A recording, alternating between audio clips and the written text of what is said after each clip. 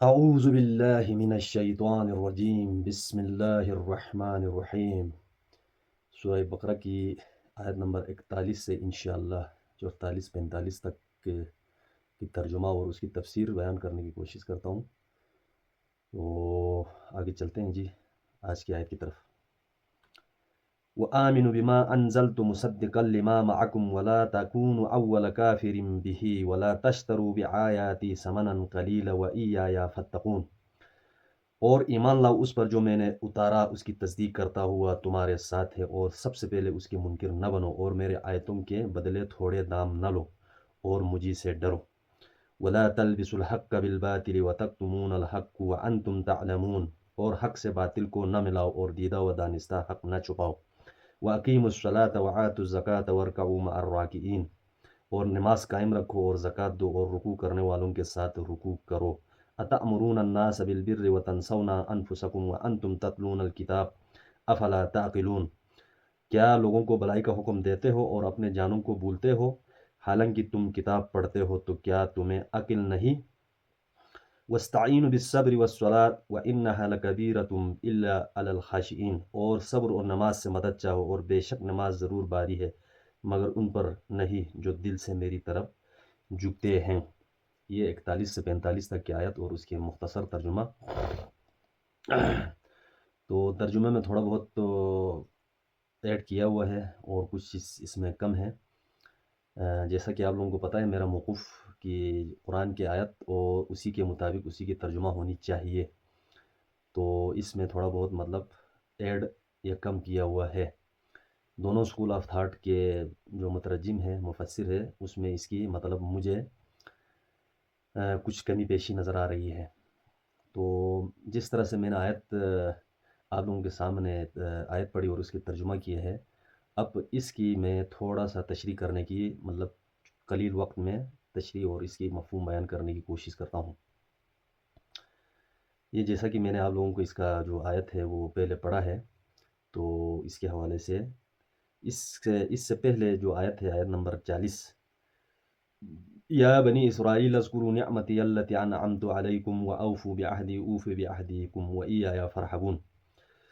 یہ پچھلے ولاگ میں مطلب اس کا میں تفسیر نہیں کر سکا، تو اس میں تھوڑا بہت اس کی تفسیر کرنے کی کوشش کرتا ہوں۔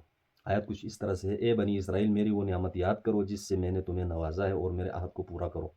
میں تمہارے عہد کو پورا کروں گا، اور تم لوگ صرف مجھے ہی سے ڈرتے رہو۔ قرآن میں جتنا میں نے معلومات حاصل کیا، جتنا میں نے اس میں سے دیکھا ہے ابھی تک، مطلب جو میری سمجھ میں آیا ہے، ادھر دو قوموں سے مخاطب ہے اللہ پاک۔ ایک یا بنی آدم ہے اور ایک یا بنی اسرائیل ہے۔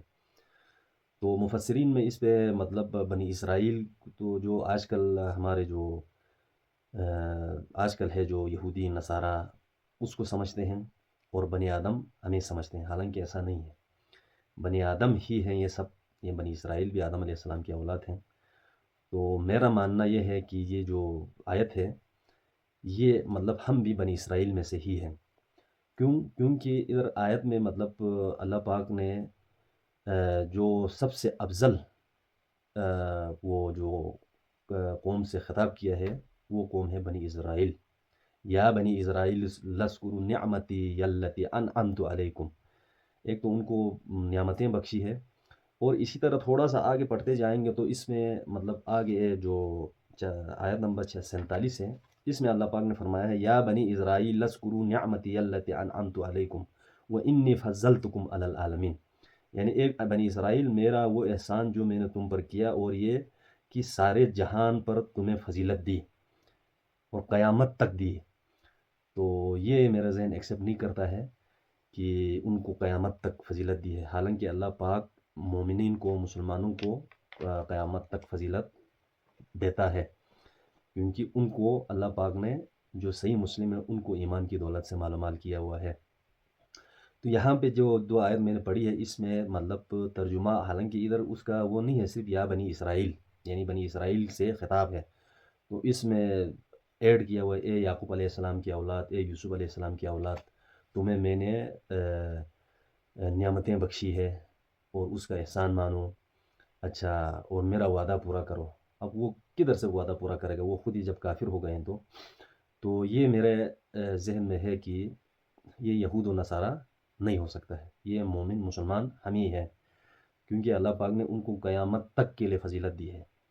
یہ نہیں ہے کہ اگر قیامت تک فضیلت دی ہوتی تو آج کافر نہ ہوتے، کیونکہ فضیلت ان کو ملتی ہے جو خدا اور خدا کے حبیب محمد رسول اللہ صلی اللہ علیہ وسلم کے حکم مانتے ہیں، ان کی بجاوری کرتے ہیں، ان کی اطاعت کرتے ہیں، ان کے حکم کو مانتے ہوئے زندگی بسر کر کے اس دنیا سے چلے جاتے ہیں۔ اللہ پاک ان کو اس جہان میں بھی اور اس آخرت کی جہان میں بھی اللہ پاک ان کو فضیلت دیتا ہے اور ان کی مغفرت کرتا ہے۔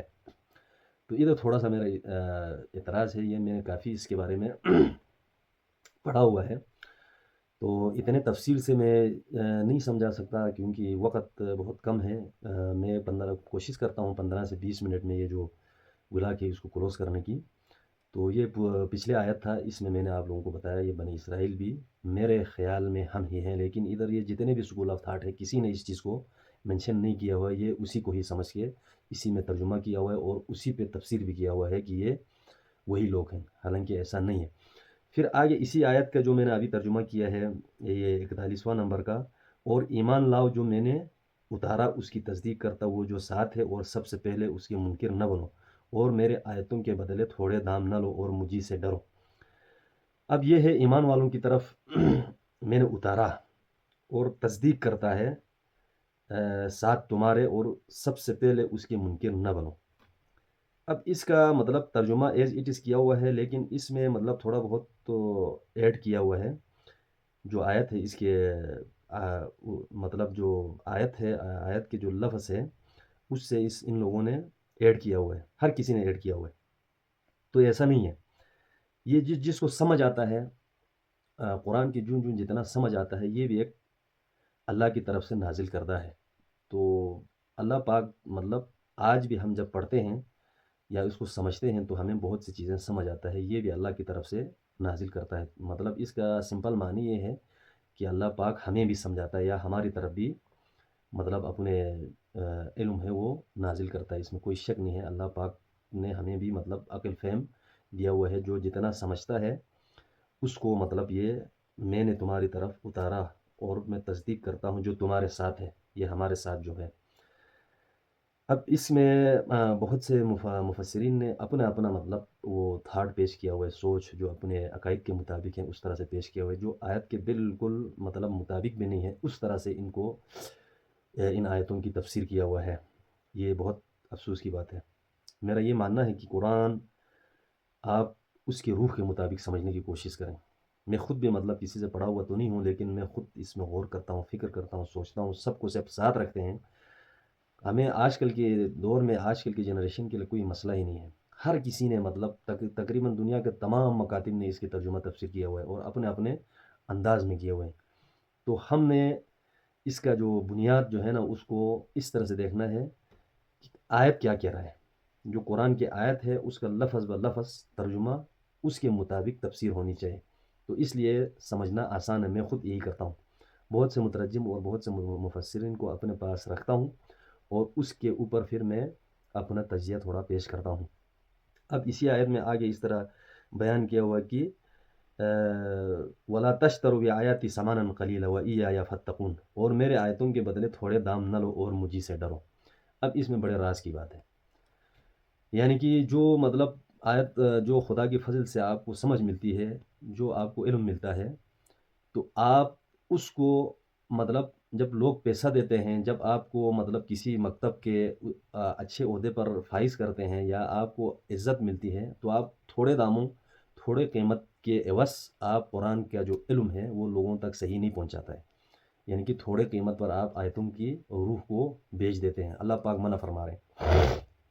یہی یہ دنیا میں آپ سب جتنے بھی دیکھنے والے ہیں، آپ سب کو بھی معلوم ہے کتنے مکاتب ہیں اور کتنے مطلب درس العلوم ہے جو قرآن سکھاتے ہیں، ہر مکاتب فکر کے لوگوں کا مدارس ہے، تو وہاں پہ اپنے اپنے رائے اور اپنے اپنے مطلب جو سوچ ہے، فکر ہے، اس کے مطابق لوگوں کو سمجھاتے ہیں۔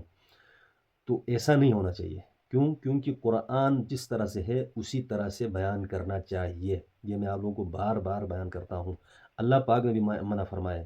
آپ بھی بہت سے مکاتب فکر کے لوگوں سے واسطے ہوں گے، بہت سے لوگوں کے ساتھ تعلقات ریلیشن ہوں گے، تو مختلف لوگوں کے ساتھ آپ نے محفل میں بیٹھے ہوں گے، کیے ہوں گے، محفلوں میں جاتے ہوں گے، تو آپ دیکھو مطلب ایک آیت جہاں پڑھتا ہے، اب یہی میرے پاس ادھر 3 4 قرآن پاک کے مترجم ہیں، تو ان میں آپ اسی کو ادھر اپنے سامنے رکھ کے دیکھیں، ان میں فرق ہے کہ مطلب قرآن کو تھوڑی قیمت پر بیچ دیتے ہیں لوگ۔ اب اسی کا مطلب آگے جو اللہ پاک نے اسی کا ذکر کیا ہوا ہے کہ یار جو میرے آیتیں ہیں اس کو مطلب آپ تھوڑی قیمت پر نہ بیچو اور مجھ سے ڈرو، یعنی کہ اللہ پاک تنبیہ کر رہے ہیں اور مجھ سے ڈرو۔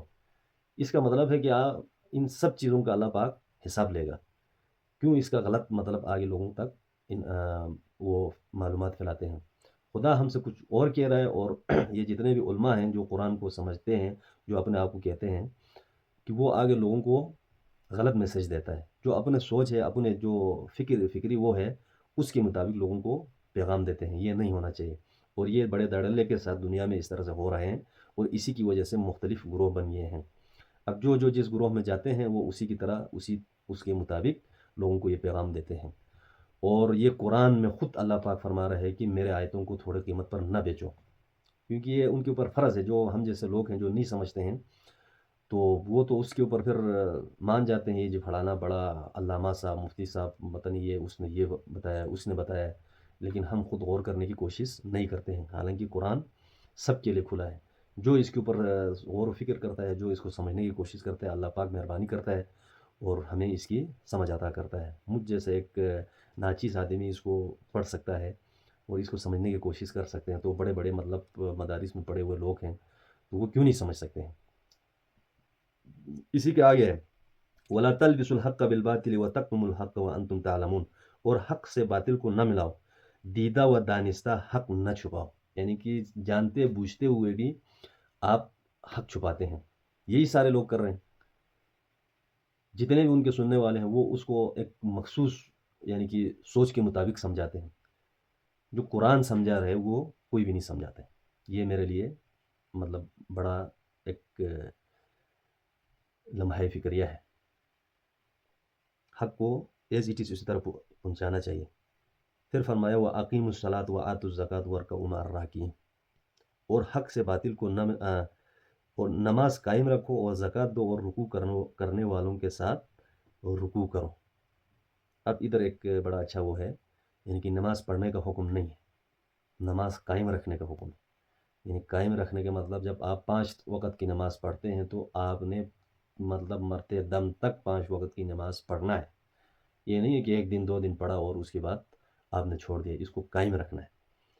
یہاں پہ نماز کا وہ ہے،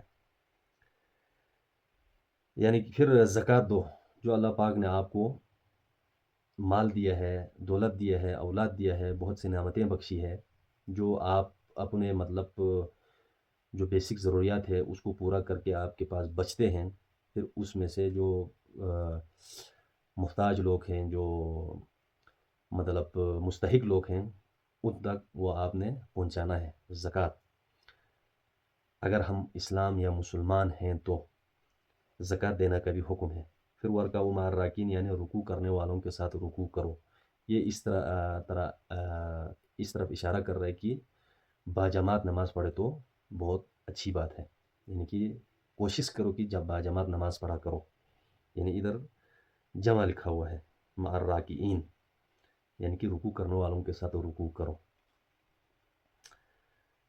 اتامرون الناس بالبر وتنسون انفسکم وانتم تتلون الکتاب افلا تعقلون، کیا لوگوں کو بھلائی کا حکم دیتے ہو اور اپنے جانوں کو بھولتے ہو حالانکہ تم کتاب پڑھتے ہو، تو کیا تمہیں عقل نہیں؟